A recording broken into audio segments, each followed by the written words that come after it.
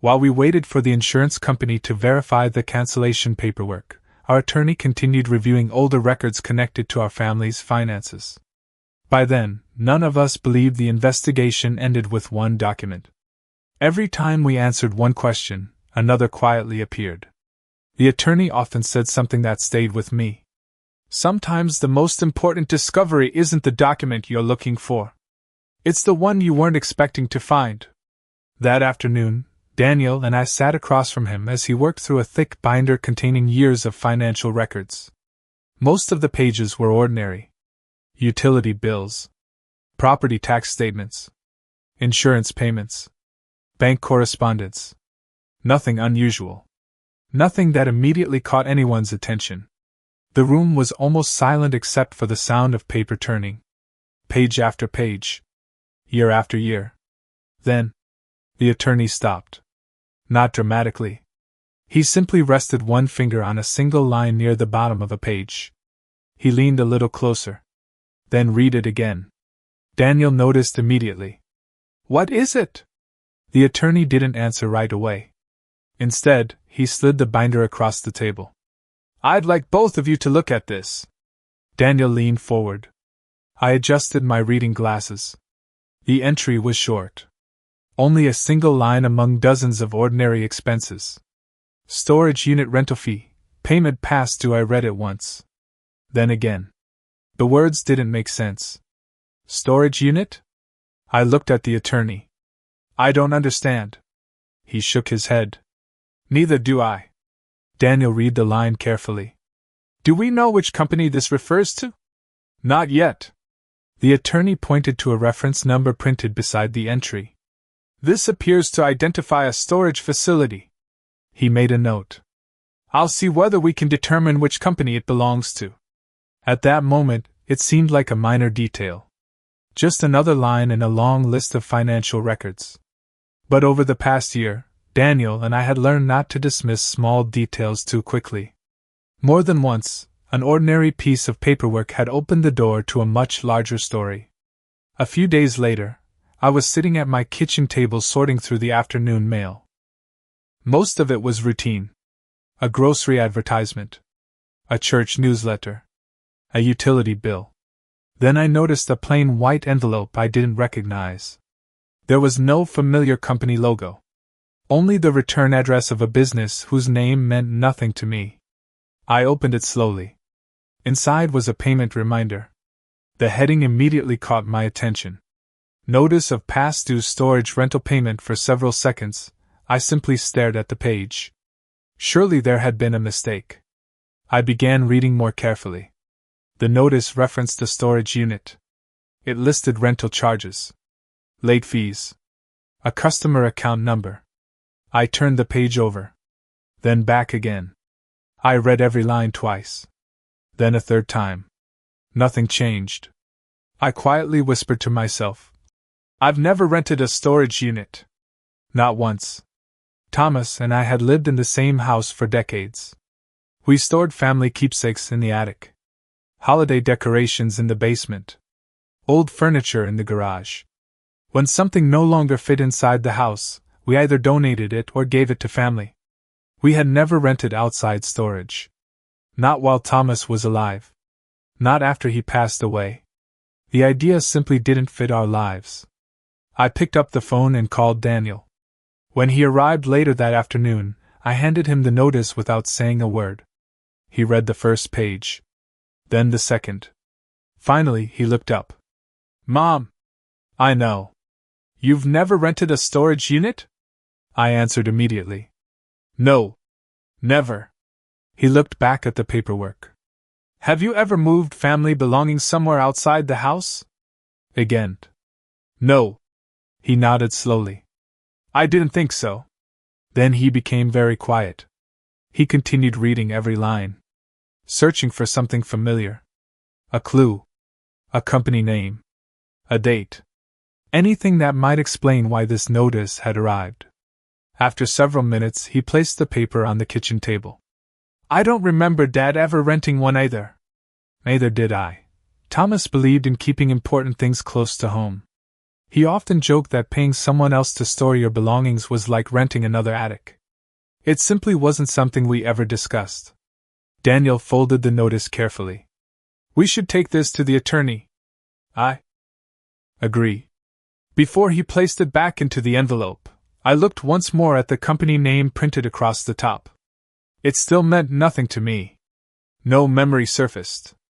No forgotten conversation. No explanation. Only another question. As evening settled over the house, Daniel remained unusually thoughtful. Finally, he spoke. If this notice is accurate.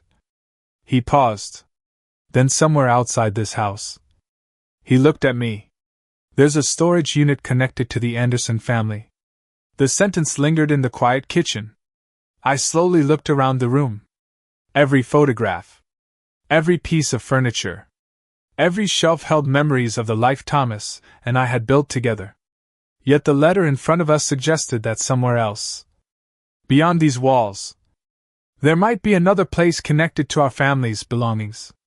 A place I had never seen, never rented, and never knew existed. Daniel shook his head slowly. I had no idea. Neither did I. For the first time, both of us realized something unsettling. The questions surrounding our family were no longer limited to what had happened inside our home. Somewhere beyond our front door, there was another place quietly holding something connected to the Anderson family. And neither of us knew what was waiting there. The morning after Daniel brought the payment notice to our attorney, the investigation took another unexpected turn.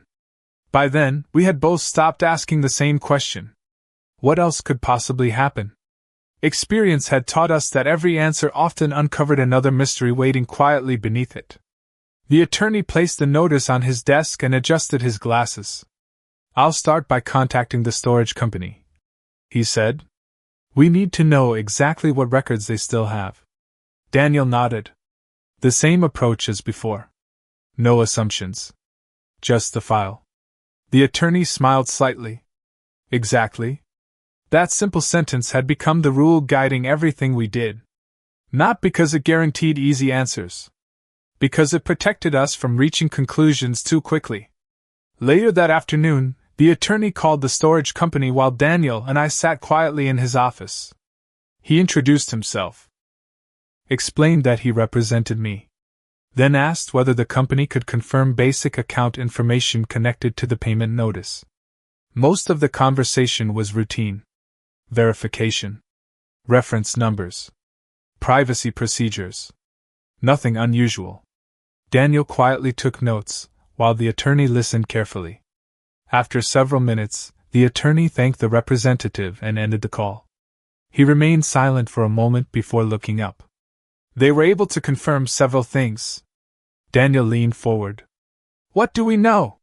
The attorney opened his notebook. The storage unit has been rented for several years. I immediately frowned. Several years? He nodded. According to their account history. I looked at Daniel. He looked just as surprised as I felt. Neither of us said anything. The attorney continued.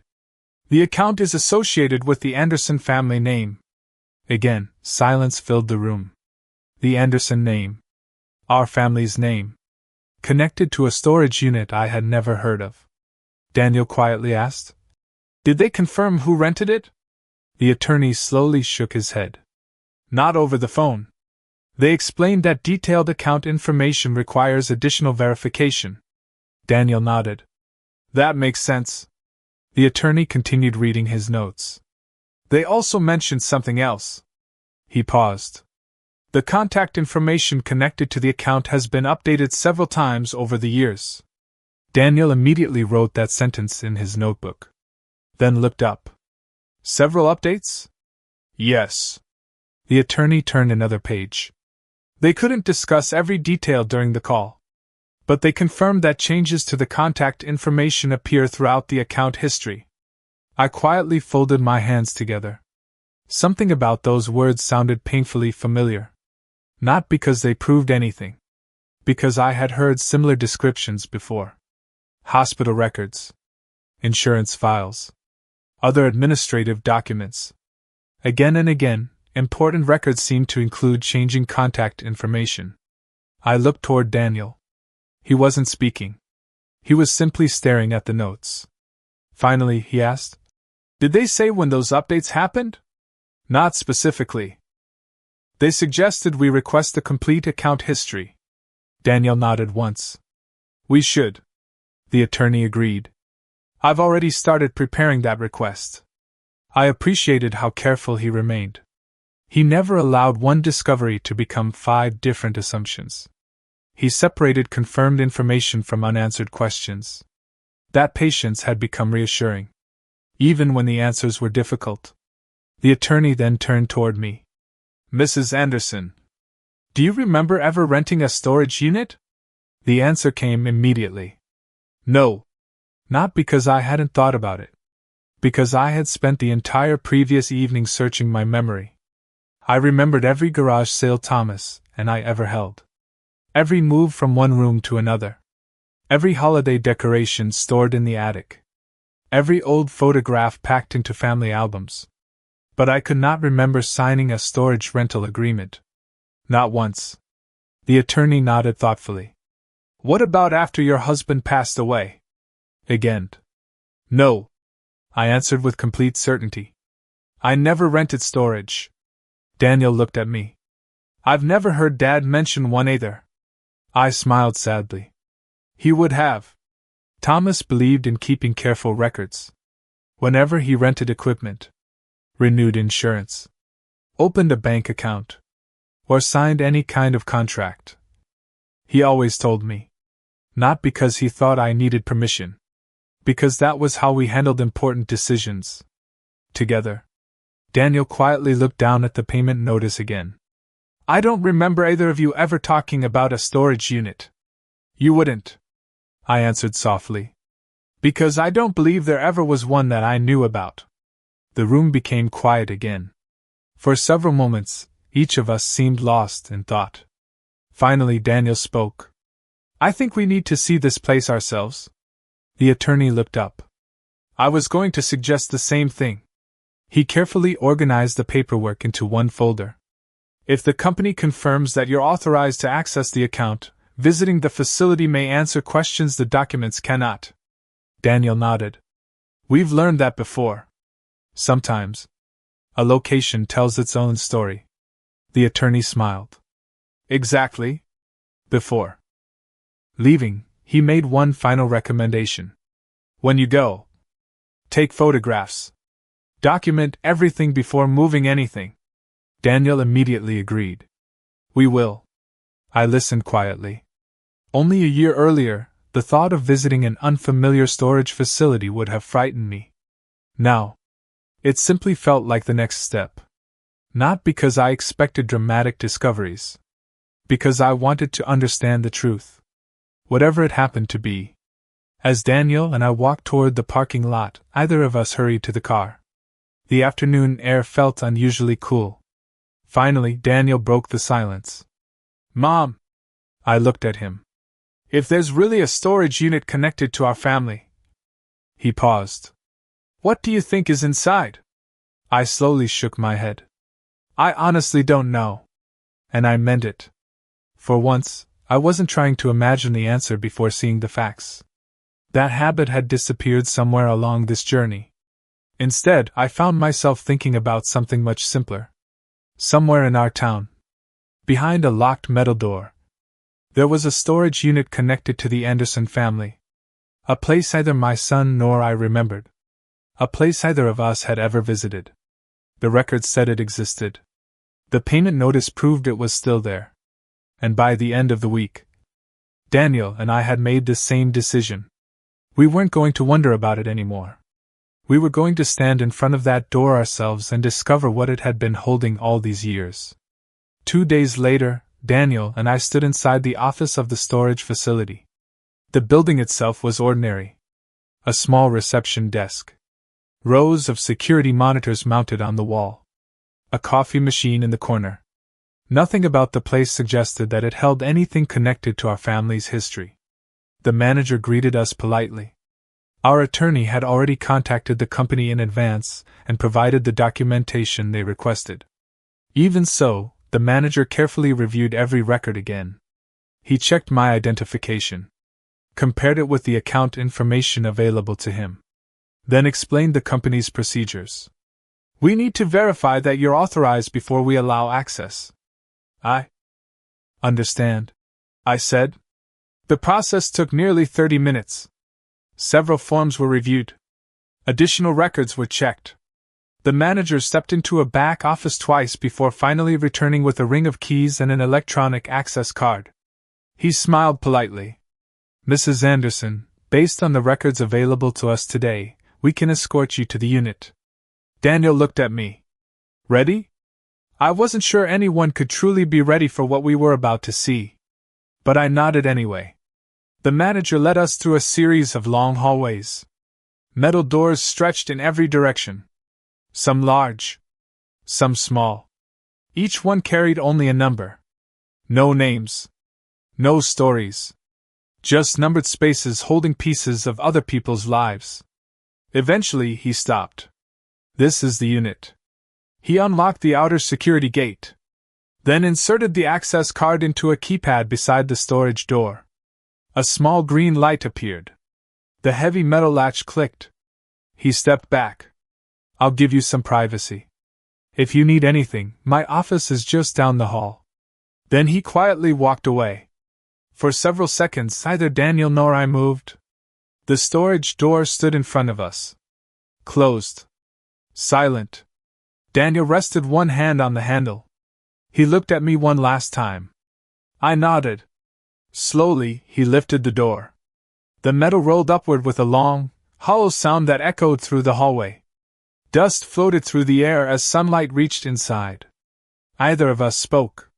The storage unit wasn't empty. Far from it. Cardboard boxes filled nearly every shelf. Some were stacked almost to the ceiling. Others rested neatly along the walls. Nothing looked abandoned. Nothing appeared thrown together carelessly. Every box had been sealed. Every box had a handwritten label. Daniel whispered, "Someone organized all of this." I looked around slowly. The handwriting on the labels was neat. Deliberate. The contents had obviously been sorted with care. Not packed in a hurry. Not tossed into storage without thought. Almost as if someone had intended these belongings to be found again someday. Daniel picked up his phone. Before touching anything else, he photographed the room exactly as we found it. One wall. Then another. Every shelf. Every stack of boxes. Only after documenting everything did we move closer. The first label read, "Family Photo Albums." My hands immediately began to tremble. Daniel carefully lifted the lid. Inside were thick albums I hadn't seen in years. I slowly reached toward the top one. The cover looked worn. When I opened it, the first photograph almost took my breath away. It was a picture of Daniel's grandparents, Thomas's mother and father, standing together outside the farmhouse where they had raised their children. I gently touched the edge of the photograph. I thought these were gone. Daniel quietly turned another page. Wedding photographs. Christmas gatherings. Summer picnics. Images of family members who had passed away decades earlier. Entire chapters of our family's history rested inside those albums. I carefully closed the cover. Neither of us spoke. The next box stood beside it. Its label simply read, "Wedding tea set." Daniel opened it slowly. Layers of protective paper surrounded delicate china. I recognized it immediately. Thomas's parents had received that tea set as a wedding gift. For years, it sat inside the dining room cabinet. We brought it out only during special family celebrations. Thanksgiving. Christmas. Anniversaries. I smiled sadly. Your grandmother loved this set. Daniel nodded. I remember. He carefully wrapped the paper back around the dishes before closing the box again. We moved farther into the unit. Near the back stood a long rectangular crate. The label read, "Grandfather Clock." Daniel lifted the protective covering. There it was. The tall pendulum clock that had once stood proudly in our living room. Every hour, it had filled the house with its familiar chime. Thomas wounded every Sunday evening without fail. After he died, I believed it had disappeared. Now it stood quietly inside a storage unit I had never known existed. I reached out and rested my hand against the polished wood. I wondered where you went. Daniel didn't answer. He simply stood beside me. Further along the shelves sat another carefully labeled box. Hand-embroidered quilts I already knew what waited inside. My mother had spent years sewing those quilts by hand. Every stitch carried part of her patience, part of her love. She often said, "A quilt keeps more than warmth. It keeps memories." I slowly unfolded the top quilt. The familiar blue flowers remained just as beautiful as I remembered. For a moment, I felt as though my mother stood beside me again. Daniel quietly smiled. "I haven't seen that since I was a kid." "Neither have I." Finally, we reached one of the smaller boxes. The handwriting across the top made Daniel stop. "Daniel, childhood toys," he looked at me. Then slowly opened it. Inside rested wooden blocks.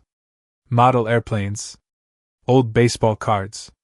A worn stuffed bear missing one button eye. The small wooden train Thomas had built for him when he was 5 years old. Daniel laughed softly through tears. "I thought these were donated years ago." "So did I." He carefully picked up the little train, turning it over in his hands exactly as he had done as a little boy. The storage unit grew quiet again. We had only opened a handful of boxes. Yet every one contained something deeply connected to our family's story. Nothing inside looked like unwanted belongings. Nothing looked like forgotten junk. These were keepsakes. Heirlooms. Memories. Pieces of the Anderson family that had once filled our home. I slowly looked around the storage unit once more. Shelf after shelf. Box after box. Carefully labeled. Carefully protected. Carefully stored. One question settled heavily in my heart. Not where these things had come from. I already knew. The question was something else entirely. Why were they here? Why had so many irreplaceable pieces of our family's history been moved into a storage unit I never remembered renting? As Daniel stood quietly beside me, neither of us had an answer. We only knew that behind one ordinary metal door, we had just opened a room filled with the past. And somewhere inside those carefully labeled boxes, the next chapter of our family's story was waiting to be uncovered. For a long time after we opened the storage unit, neither Daniel nor I said very much. There was too much to take in. Every box seemed to contain another piece of our family's history. Not expensive possessions. Not rare antiques. Something far more difficult to replace. Memories. The kind of objects that quietly become part of a family's identity without anyone realizing it. As I slowly walked along one shelf, Daniel moved farther toward the back of the unit. He wasn't searching for anything specific anymore. He simply wanted to see what was there. One box after another. One label after another. Each one revealing another chapter of a life we thought had disappeared. I watched him kneel beside a smaller carton. The handwriting across the top simply read, "Daniel, childhood." He smiled faintly. "I don't remember this box." Neither did I. He carefully cut the old packing tape, then folded back the cardboard flaps. Inside, everything had been wrapped in yellow newspaper. The paper crinkled softly as he lifted away the first layer. Underneath lay children's books, old coloring pages, a baseball glove, a stack of school certificates. Each item carried a different memory. Daniel quietly set them aside one by one. Then his hands stopped. He stared into the box without moving. I walked over. "What is it?" For several seconds he couldn't answer. Finally, he reached inside. Very carefully. Almost reverently. When he lifted the object into the light, I recognized it immediately. It was a small wooden toy truck. Simple. Smooth. Its wheels still turned.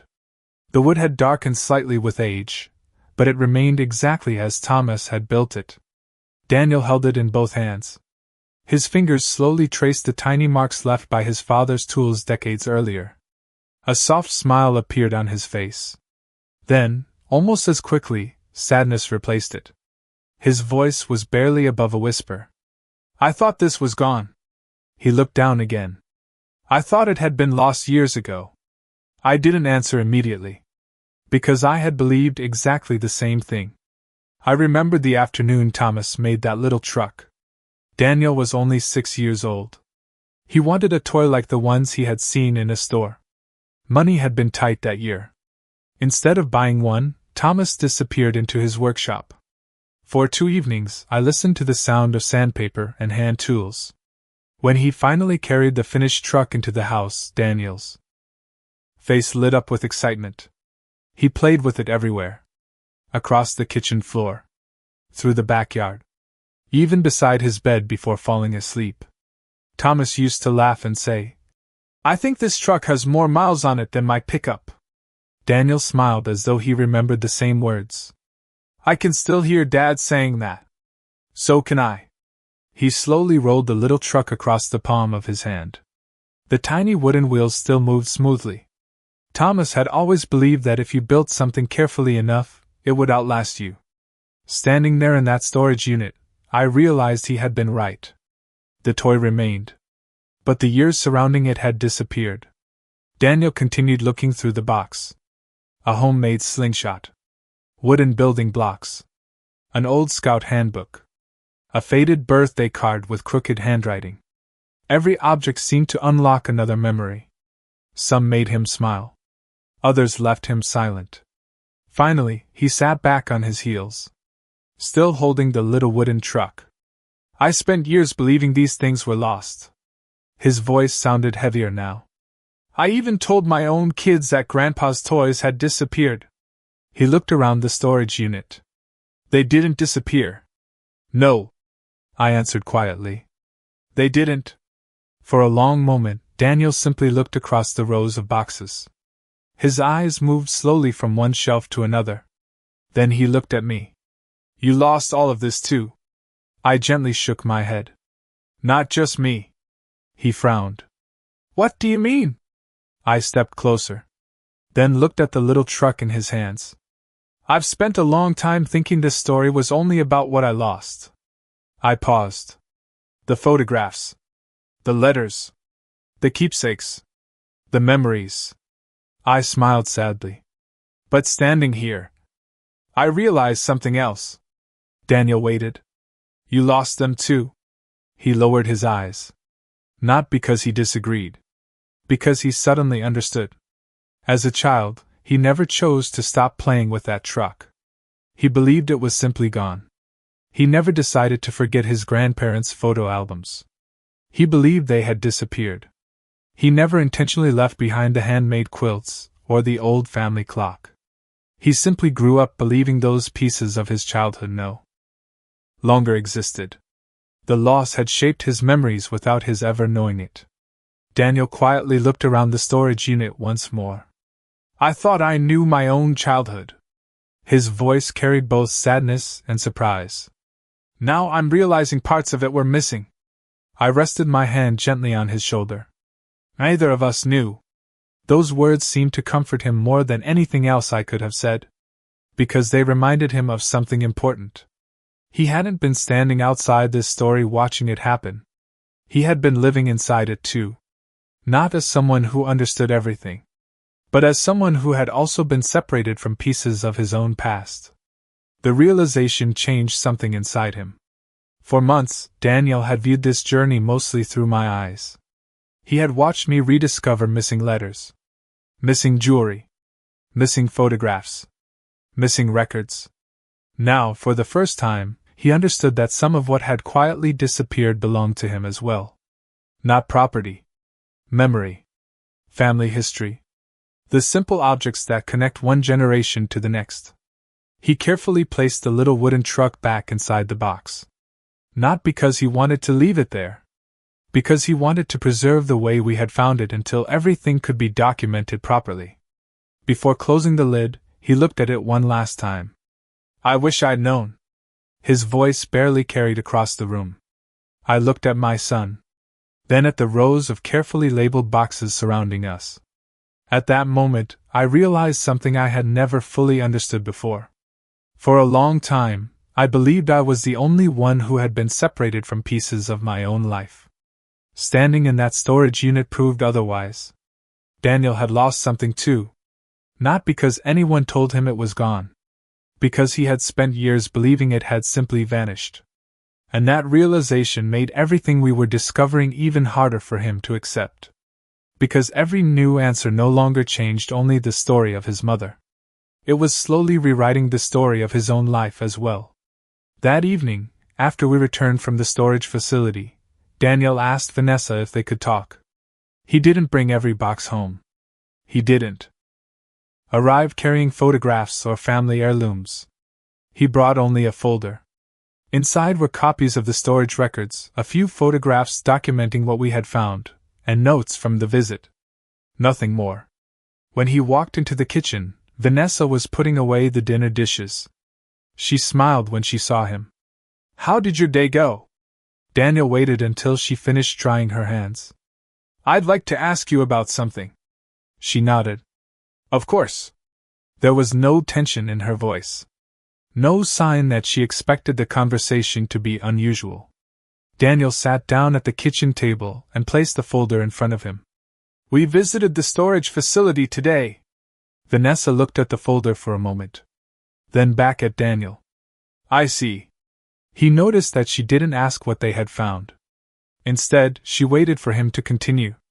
Daniel opened the folder and slid one photograph across the table. It showed several carefully stacked boxes inside the storage unit. Each one labeled. Each one containing items connected to our family. Vanessa studied the photograph quietly. After a few seconds, she nodded. "I remember those boxes." Daniel kept his voice calm. "So you knew about the storage unit?" "Yes," she answered without hesitation. For a brief moment, neither of them spoke. Then Vanessa gently folded her hands together. "When your dad passed away..." She paused. "There were so many things in the house." Daniel listened. The furniture. The keepsakes. The family albums. So many boxes. She looked down briefly before continuing. "I was worried," Daniel asked softly. "Worried about what?" "That some of the items would be damaged." She spoke slowly. "The house felt crowded. There were people coming and going after the funeral. I was afraid something valuable might be misplaced." Daniel nodded once. She continued. "I thought renting temporary storage was the safest solution." The word temporary caught his attention. He quietly repeated it. "Temporary." "Yes," she answered. "My understanding was that it would only be for a while. Until everything settled down." She gave a small, thoughtful smile. "I thought once life became less overwhelming, we'd bring everything back." Daniel remained silent. He had learned the value of allowing people time to explain their own memories. Vanessa continued speaking. "I wasn't trying to get rid of anything. If anything, I was trying to protect those keepsakes." She glanced toward the photograph again. "They belonged to your family. I wanted them to stay safe." Daniel looked at the picture beside his notebook. He remembered opening the boxes earlier that day. The old family albums. His father's handmade toy truck. His grandmother's tea set. His mother's quilts. There was no question that someone had packed them carefully. The items had not been thrown into storage carelessly. They had been wrapped, labeled, and organized. That much matched what he had seen with his own eyes. He nodded slowly. "I can understand why someone might want to protect family heirlooms." Vanessa seemed relieved to hear him say that. "Exactly. That was all I was trying to do." The room became quiet again. Daniel wasn't looking for an argument. He wasn't trying to trap her. He simply wanted to understand. He thought about the conversation for several moments before asking another question. If the goal was to protect Mom's belongings. Vanessa nodded. Why didn't Mom know they were there? The words were gentle. Almost quiet. But they immediately changed the atmosphere in the room. Vanessa didn't answer right away.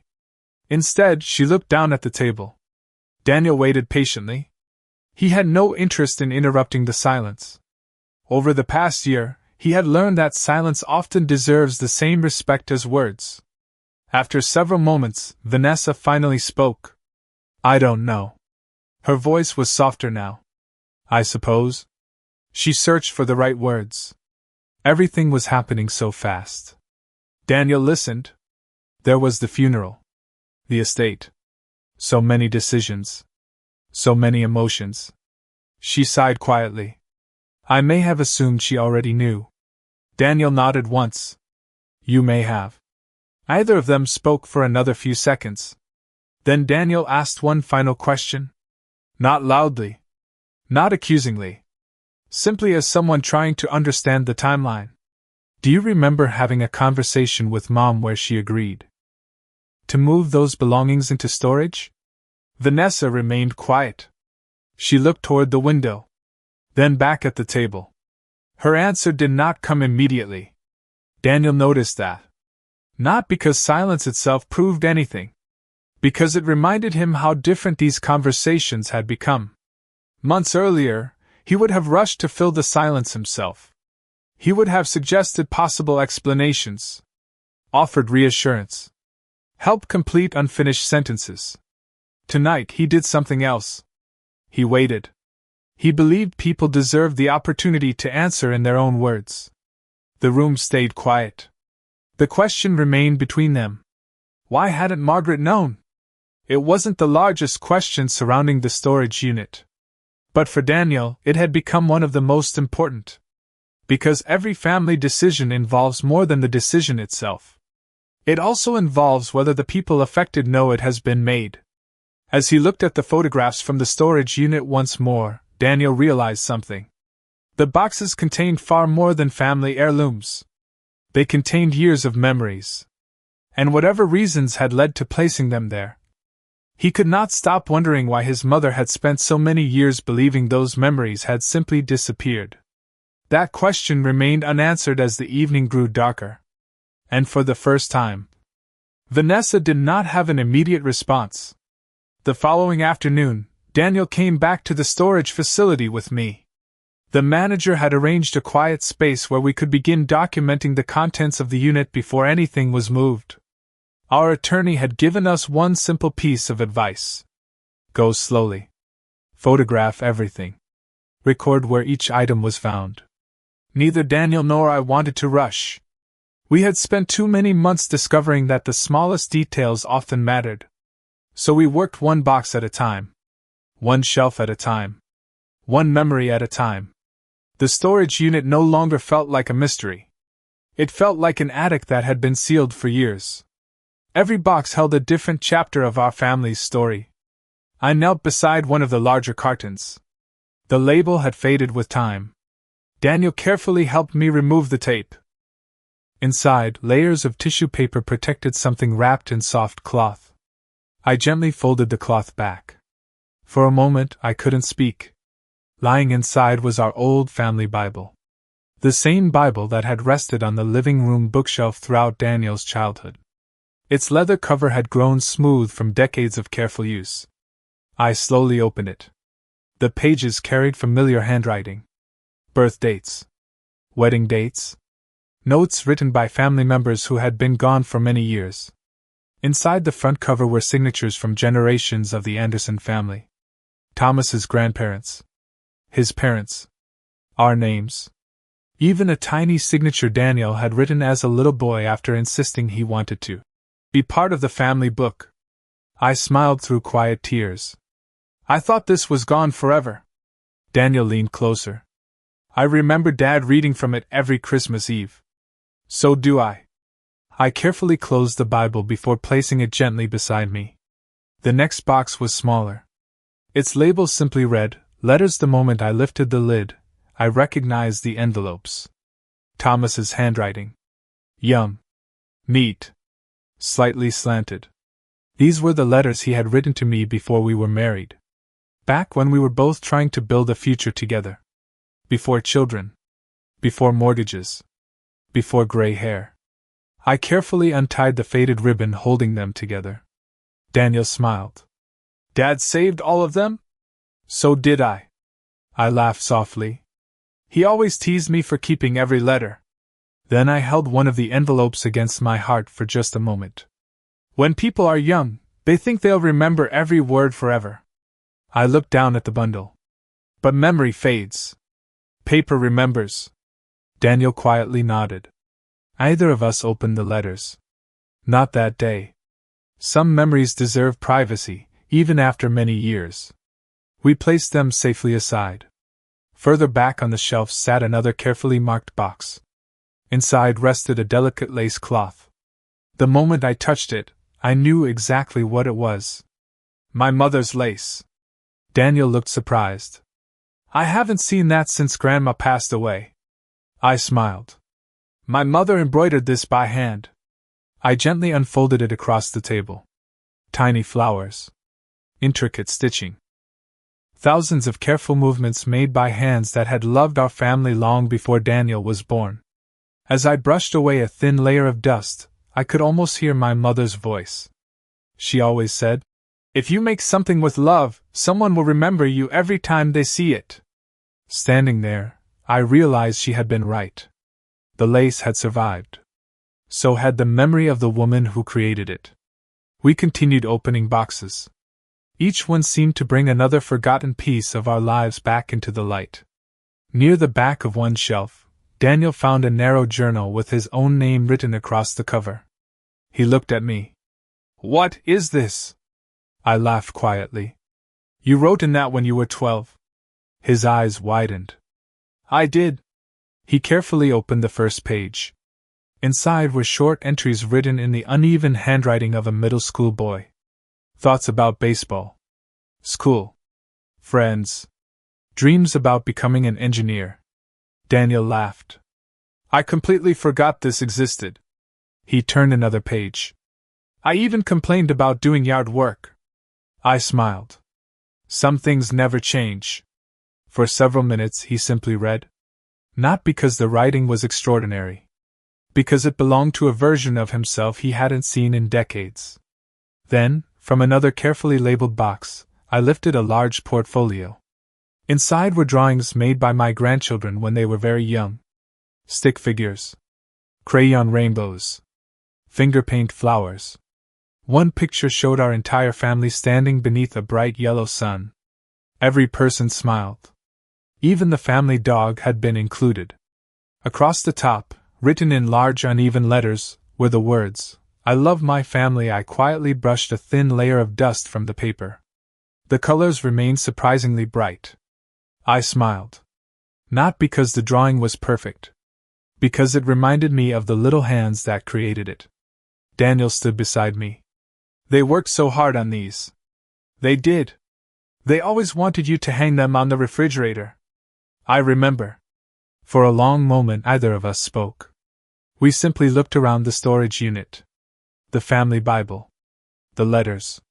The lace. Daniel's childhood journal. The grandchildren's drawings. None of those things would ever appear on an insurance policy. None could be replaced by writing a check. None had great value in an antique store. Yet together, they were priceless.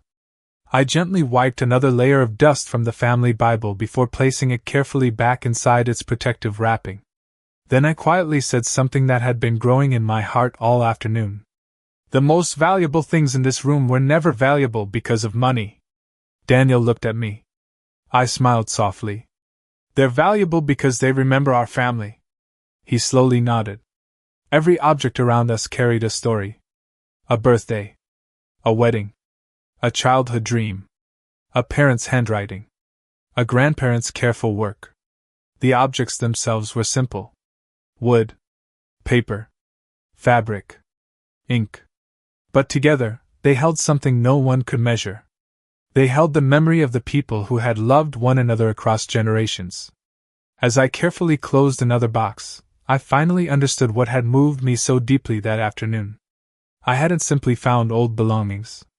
I had found the history of my family. And I realized that the greatest treasures are almost never the ones made of gold or silver. They are the ordinary things that quietly carry the stories of the people we never want to forget. By late afternoon, Daniel and I had nearly finished documenting the storage unit. Box by box. Shelf by shelf. Memory by memory.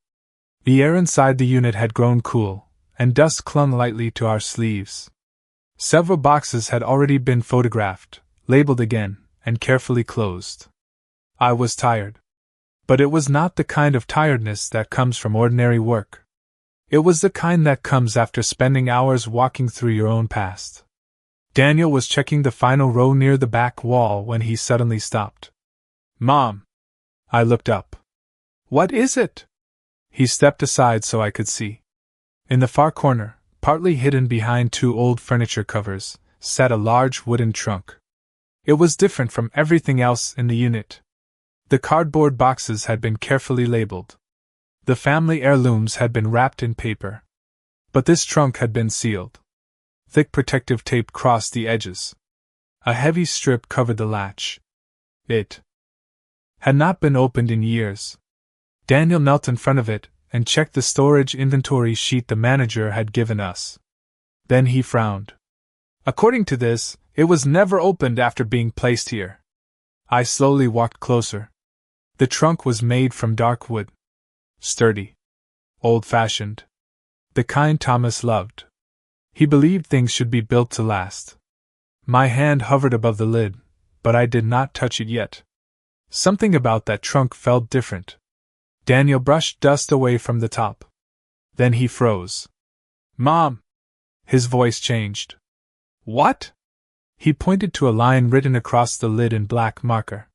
The handwriting was faded, but still clear. I recognized it before I finished reading. Thomas. His handwriting. The words were simple. "Open only when the whole family is present." I felt my breath catch. For a long moment, I could not speak. Daniel looked at me. "Did Dad ever tell you about this?" I stared at the trunk. I searched my memory. Our anniversaries. Family meetings. Holidays. The years before Thomas grew ill. The weeks after his funeral. Nothing came. "No," I whispered. "I don't remember this trunk." Daniel remained kneeling beside it. He didn't reach for the latch. Neither did I. After everything we had found, both of us understood that some doors should not be opened carelessly. Especially one that carried Thomas's own instruction. I slowly lowered myself into the chair nearby. My eyes stayed on the handwritten words. Open only when the whole family is present. Not when I was alone. Not when Daniel happened to find it. The whole family. Thomas had written that for a reason. I didn't know what the reason was. But I knew my husband well enough to understand one thing. He never wrote instructions like that unless something mattered. Daniel stood quietly. "What do you want to do?" I looked at the trunk again. Then at my son. "For now." I took a slow breath. "We document it." Daniel nodded. He photographed the trunk from every side. The tape. The latch. The handwriting. The inventory record showing it had never been opened. Then he stepped back. Neither of us said what we were both thinking. That this trunk might contain answers. Or memories. Or perhaps another truth our family had not been ready to face. As we closed the storage unit that evening, I looked back one last time. The cardboard boxes no longer frightened me. They had returned pieces of our family history. But the trunk in the corner felt different. It did not feel like the past simply waiting to be remembered. It felt like a message. One Thomas had left behind. One that had waited silently for years. And for the first time that day, I understood something. We had not reached the end of what the storage unit was hiding. We had only reached the one thing Thomas himself had asked us not to open alone. That night, I didn't open my notebook again. I had already written everything I could confirm. There were no more dates to record. No new documents to file away. No additional questions that could be answered before morning. Instead, I walked slowly to the top shelf of my closet. Behind a stack of folded sweaters sat a small wooden box. I hadn't opened it in years. Carefully, I carried it to my bedside table. The brass latch made a soft click as I lifted the lid.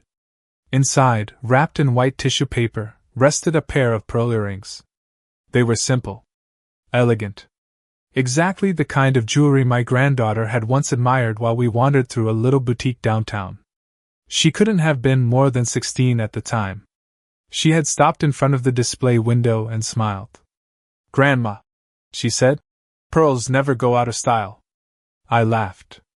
"No, sweetheart. They don't?" She had no idea that I remembered those words. Months later, when I happened to pass the same store again, I went inside and bought the earrings. Not because there was a special occasion at the time. Because I knew one day there would be. Every grandmother imagines certain moments long before they arrive. Graduations. First homes. Weddings. I bought those earrings believing that one day I would fasten them into her hands and tell her how proud I was of the woman she had become. I even imagined what I would say.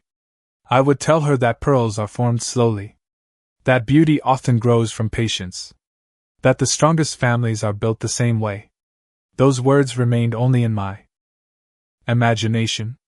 The tissue paper was still folded exactly as the jeweler had wrapped it. The small price tag remained tucked beneath the ribbon. The earrings had never left the box. No one had ever worn them. No one had even seen them. I picked one up carefully and watched it catch the light from my bedside lamp. It was beautiful. Not because it was expensive. Because it represented a moment I believed I would one day share. A moment that had already passed without me knowing it. I gently placed the earring back into its place. Then I closed the tissue paper over both of them. For a long time, I rested my hand on top of the little wooden box. I wasn't thinking about the wedding anymore. At least, not in the way I had been. I wasn't imagining the ceremony. Or the reception. Or the family photographs. I was thinking about my granddaughter. I wondered what she believed. Did she think I had been too ill to attend? Did she think I had another commitment? Or had someone simply told her that I chose not to come? I didn't know. And I refused to invent an answer where I had none. Still, the question lingered quietly in my heart. Children, and even grown grandchildren, often accept the explanations they are given by the adults they trust. If no one tells them another side of the story, they have little reason to question it. That thought saddened me more than the unopened gift. Because jewelry can wait. Lost moments cannot. I closed the wooden box and returned it to the shelf. Perhaps one day I would still give those earrings to my granddaughter. Perhaps I would tell her the story behind them. Or perhaps she would discover it herself years from now. I couldn't know. As I turned off the lamp, I whispered into the quiet room. "Maybe the greatest pain isn't that I miss your wedding." My voice trembled slightly. "Maybe it's that you could grow older believing your grandmother chose not to be there." The room fell silent. Outside, the summer night stretched peacefully beyond my window. I closed my eyes. For the first time since this journey began, I realized that the truth I was trying to protect wasn't only for me. It was for the generations who would one day look back on our family's story. Because memories shape families. And if the wrong memories take root, they can last far longer than any lie that first created them.